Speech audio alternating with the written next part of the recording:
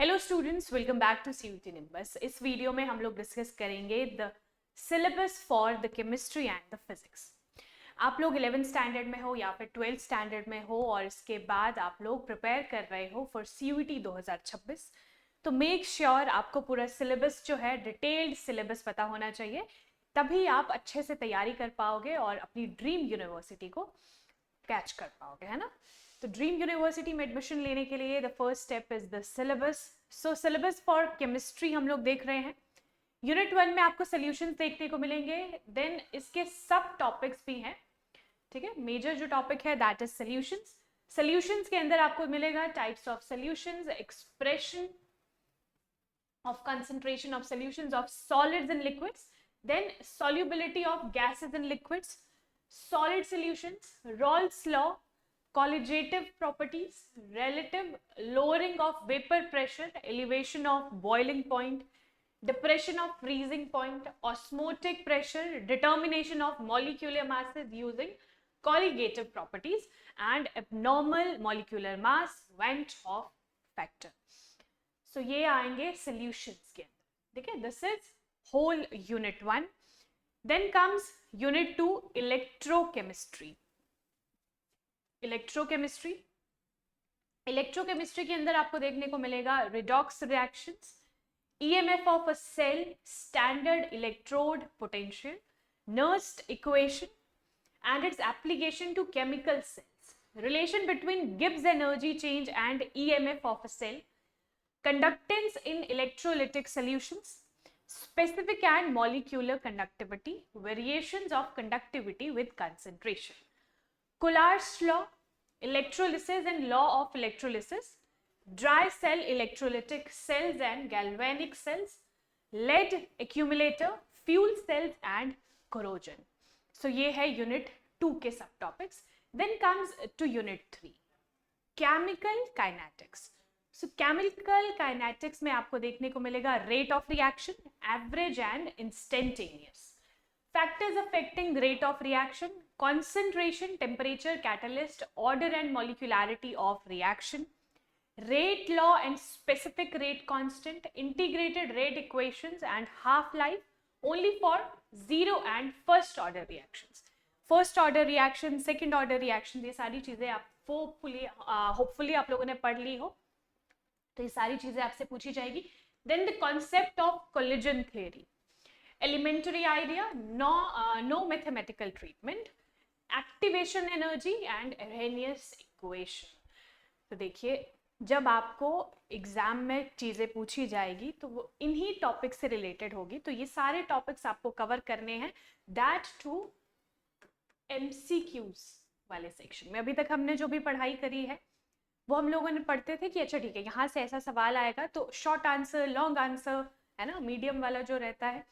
लेकिन MCQs के लिए कैसे पढ़ना है वो थोड़ा सा अलग होता है, तो उसके हिसाब से आपको पढ़ना है ये सारे के सारे टॉपिक्स देखकर. Then comes to unit 4, D and F block elements. अब elements की बात हो रही है, D and F block elements.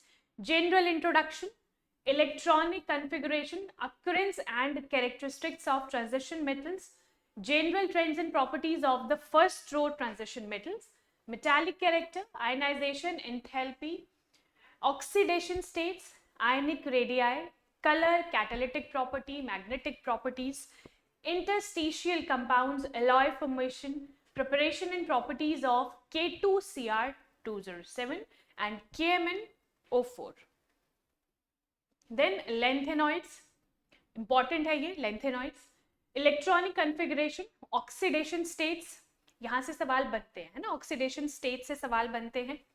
Then chemical reactivity and lanthanoid contraction and its consequences, और आपको देखने को मिलेंगे एक्टिनॉइड्स, ठीक है. जैसे कि आपको पता है एक्टिनॉइड से सवाल आता है ना, जो आपके बोर्ड एग्जाम्स होते हैं वहां पे भी यहाँ से सवाल बनता है, तो यहाँ पे भी ये जो सवाल है दैट इज इम्पॉर्टेंट.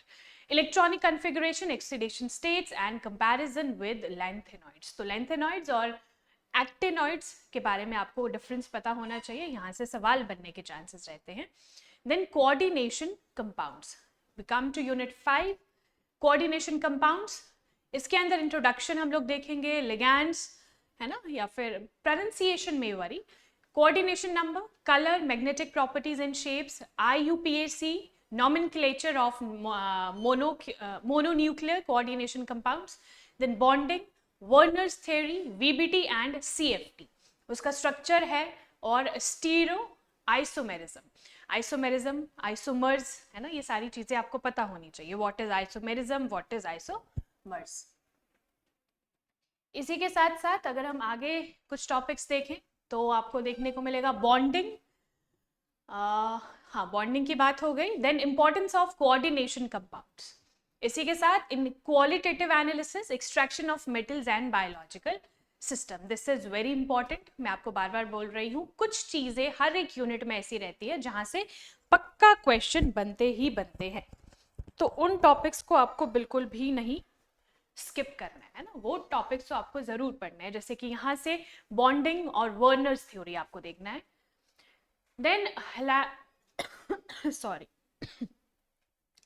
यूनिट 6 में हम लोग आ गए हैं, haloalkanes and haloarenes, तो हेलो एल्केन्स और हेलो एरीन्स आपको बेसिक चीजें पता होनी चाहिए, nomenclature, nature of CX bond, physical and chemical properties, उसके साथ साथ optical rotation, mechanism, substitution reactions, और हेलो एरीन्स इसका नेचर सेम चीज, CX बॉन्ड है ना, and substitution reactions, directive influence of halogen in mono substituted compounds only, तो कुछ चीजें यहाँ पे ऐसे मेंशन्ड है, जैसे ये ब्रैकेट देख सकते हो, directive influence of halogen in mono substituted compounds only, only लिखा है तो इसी में आपको पढ़ना है, uses and environmental effects of dichloromethane और ट्राइक्लोरोमीथेन एंड टेट्राक्लोरोमीथेन, और उसके साथ iodoform, freons and DDT, this is important, uses और एनवायरमेंटल इफेक्ट्स आपको देखने हैं डाइक्लोरोएथीन, ट्राइक्लोरोएथीन एंड टेट्राक्लोरोएथीन के।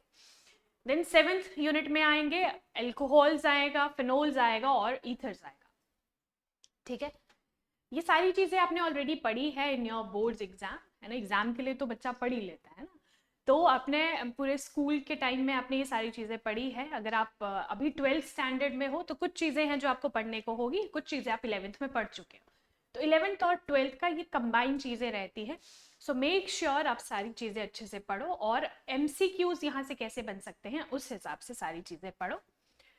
देन अल्कोहल्स, इसका पहले तो nomenclature, methods of preparation, physical and chemical properties of primary alcohols only, identification of primary, secondary and tertiary alcohols, इसके साथ साथ mechanism of dehydration, uses with special reference to methanol and ethanol, so methanol और ethanol जो है important है, make sure ये चीज आप ना स्किप करें।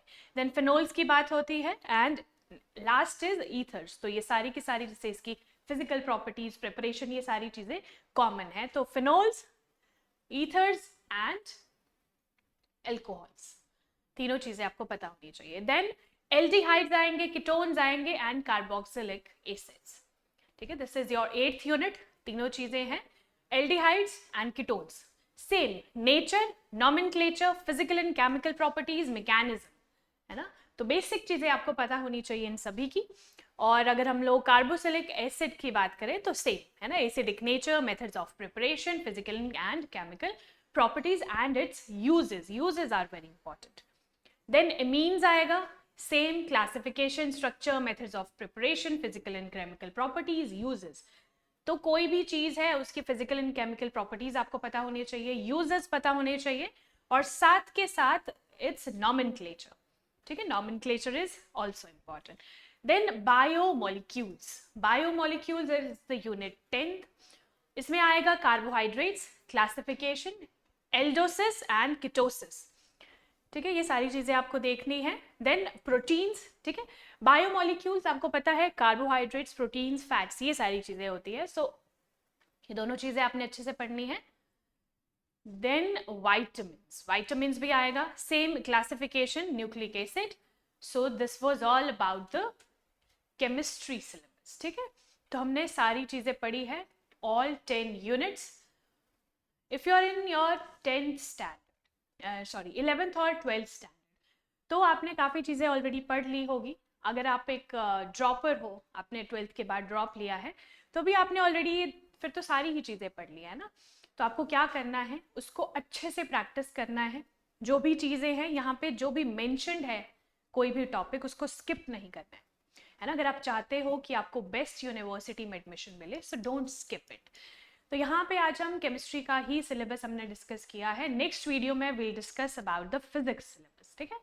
और कोई भी इंपॉर्टेंट सब्जेक्ट है जिसका आप चाहते हो हम लोग यहाँ पे सिलेबस डिस्कस करें, उसके इंपॉर्टेंट सब टॉपिक्स देखें, है ना, मेजर टॉपिक्स, क्या क्या यूनिट्स हैं, कितने यूनिट्स हैं, ये सारी चीज़ें तो आपको कमेंट सेक्शन में बताना है कि इस पर्टिकुलर सब्जेक्ट का जो भी सिलेबस है वो डिस्कस कीजिए। इसके साथ साथ अगर आप लोग हमारा लाइव बैच फॉलो करते हो, morning live batch, that is current affair class, तो उसका पीडीएफ जो है आपको हमारे चैनल टेलीग्राम चैनल पे मिलेगा, और टेलीग्राम चैनल का लिंक आपको मिल जाएगा डिस्क्रिप्शन बॉक्स में। इसी के साथ live class for current affair, another thing that is important, आपको स्टैटिक जीके की क्लास जो है वो हमारे चैनल पे मिल जाएगी। ये हम लोग वीकली 2 बार शेड्यूल करते हैं, ठीक है, twice a week. Static GK की क्लासेस अभी तक 4 क्लासेस शेड्यूल हुई है, तो आप लोग हमारे लाइव सेक्शन में जाके देख सकते हो, या फिर प्लेलिस्ट में जा सकते हो, स्टैटिक जीके 2026। और करंट अफेयर्स की तो सारी की सारी क्लासेस आपको मिल ही जाएगी। और टेलीग्राम, मैंने बोला टेलीग्राम चैनल को फॉलो करना है फॉर नोट्स, ठीक है, पीडीएफ फॉर्म में आपको नोट्स मिलेंगे and this is free of cost. So this was all about this video, बहुत ही इंपॉर्टेंट था। सिलेबस इज वेरी इंपॉर्टेंट, क्या चीज़ें पढ़नी है, सबसे पहला स्टेप यही रहता है ना। कुछ चीज़ें ऐसी होगी कि स्किप हो गई होगी, से मान लीजिए आपके 11th और 12th में तो बहुत सारी चीज़ें आती है, बट एनटीए ने जो चीज़ें चूज़ करी है, जो भी टॉपिक्स चूज़ करे हैं, सब टॉपिक्स चूज़ करे हैं, वही आपको पढ़ने हैं, और मेक श्योर वो आप अच्छे से पढ़ो। So thank you so much, मिलेंगे हमारी नेक्स्ट इंपॉर्टेंट वीडियो में। सो सीयूईटी एस्पिरेंट्स एंड अदर जितने भी कॉम्पिटिटिव एग्जाम्स की तैयारी कर रहे हैं बच्चे, लाइव मॉर्निंग क्लास मिस ना करें। 8:10 पे लाइव होता है, और बिल्कुल हाफ एन आवर का वो सेशन रहता है, but that is very very important for you. So thank you and all the very best.